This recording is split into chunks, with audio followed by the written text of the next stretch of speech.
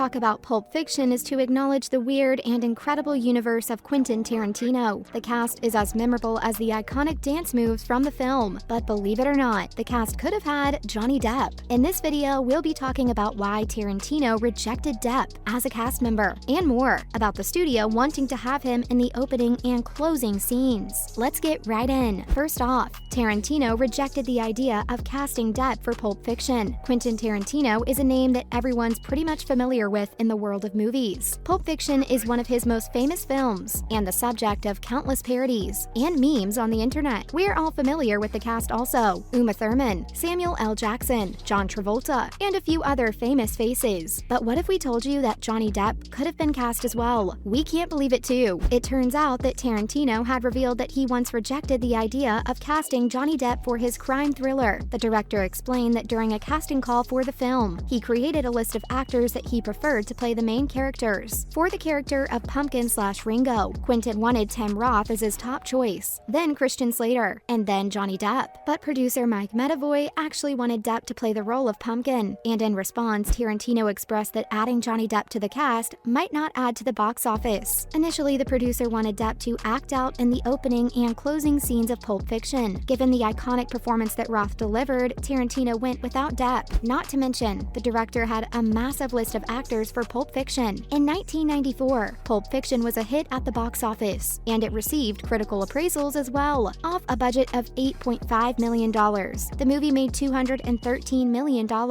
and from then on, it became a cult classic. The cast seemed perfect when we first saw it. Thurman and Travolta with their signature dance moves, Samuel L. Jackson's perfectly timed swears, and of course many other cast members were off the charts. But the director wasn't exactly sure who to cast at first though. And yes, that's pretty surprising to learn. Tarantino decided to address the casting rumor, saying that he made a huge list because he didn't know who would fit in what role. He said, "On the internet, there's a thing floating around about my wish list of the cast of Pulp Fiction. It's kind of floating around and it's not. It's not that, not really. I didn't know exactly who I wanted to play this part or that part, so I wrote a giant list with a ton of names." He also revealed that he sent the list to the studio, and they were really excited about the idea of Johnny Depp being in the opening and closing scenes. Depp was, and still is, a heartthrob at the time, and he'd starred in many films. He had a certain look which perhaps the producers felt like they wanted to see more of. But well, Tarantino rejected the option and called Tim Roth on board. What's more, Tim Roth was cut from another Tarantino film. Tim Roth landed the role of Pumpkin in Pulp Fiction and delivered an unforgettable performance. It's hard to imagine him not starring in other Tarantino films, but as it turns out, he didn't have the best of luck in his other films. Recently, Roth had a very minor role in Once Upon a Time in Hollywood, but his scene had to be cut because the running time of the film was pretty long. Despite being cut from the film, Roth got credit at the end when he was doing his role. Now that was a very heartfelt move by the director, and it shows that he respected the efforts of Tim Roth,